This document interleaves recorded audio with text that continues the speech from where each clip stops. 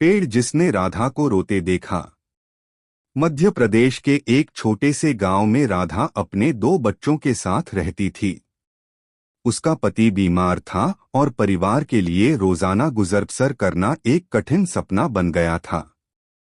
राधा का घर गरीब था, लेकिन उसकी आंखों में हमेशा एक उम्मीद की किरण जली रहती।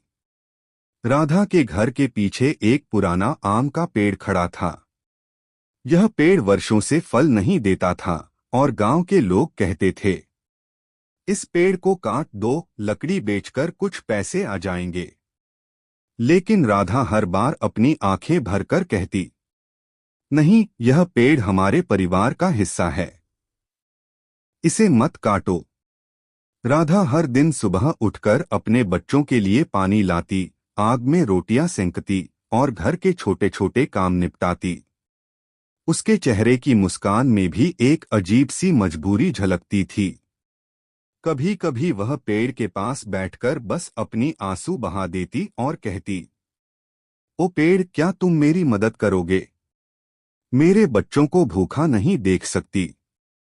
दिन-ब-दिन राधा की हालत और भी खराब हो गई। बच्चों की मासूम आंखें उसे भीतर तक झकझोर देती। रात के अंधेरे में जब सब सो जाते, राधा अपनी हथेलियों से चेहरे को छिपा लेती और रोती रोटी के बिना बच्चों की भूख उसे अंदर तक तोड़ रही थी। फिर भी वह हार नहीं मानती। उसने पुराने पेड़ को संभालना शुरू किया। मिट्टी में पानी डाला, जड़ों की देखभाल की और धीरे धीरे पेड़ में हरी कोंपलें उगने लगीं।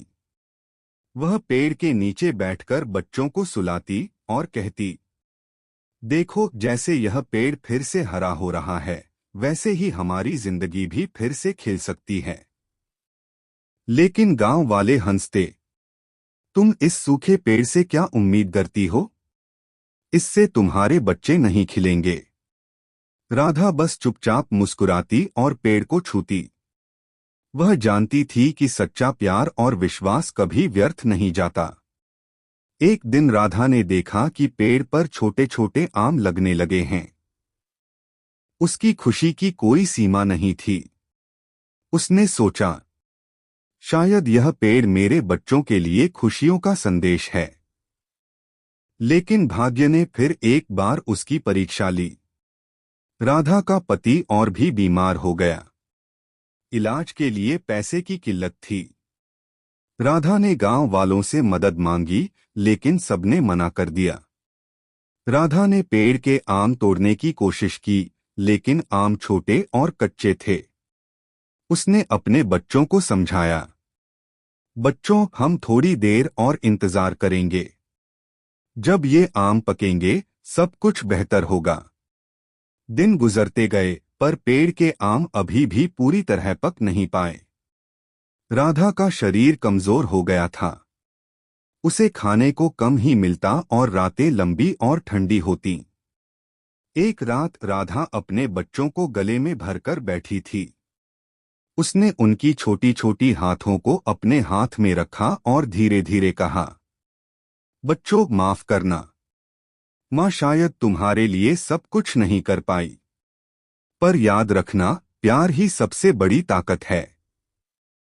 अगली सुबह गांव वाले आंगन में देख रहे थे। राधा अपने बच्चों के साथ आम के पेड़ के नीचे बैठी थी, आंखें बंद, लेकिन चेहरे पर एक शांत मुस्कान थी। पेड़ ने उसके आंसू देखे, उसके दर्द सुने और उसकी पूरी जिंदगी की गवाही दी। उस दिन राधा ने अपनी आखिरी सांस ली। बच्चों के हाथ में उसकी गर्म हथेलियां थीं और उनके चेहरे पर एक गहरी समझ जागी। माँ ने हमें सब कुछ दिया, सिर्फ समय में नहीं, बल्कि प्यार में। गांव वाले भी सन्न रह गए। उन्होंने महसूस किया कि यह पेड़ सिर्फ आम नहीं देता, बल्कि यह विश्वास, संघर्ष और प्यार का प्रतीक है। राधा की मृत्यु ने बच्चों को मजबूत बनाया। पेड़ ने अगले साल अधिक फलों के साथ गांव को आश्चर्यचकित किया, जैसे राधा की आत्मा अब भी अपने बच्चों और गांव के लिए वहां मौजूद थी। कहानी का संदेश, एक, सच्चा प्यार और देखभाल कभी व्यर्थ नहीं जाता। दो, कभी कभी जिंदगी हमें बहुत दर्द देती है, लेकिन उसकी यादें हमेशा हमारे साथ रहती हैं। 3, संघर्ष और उम्मीद के बीच कुछ चीजें हमेशा हमें जीवन की सीख देती हैं।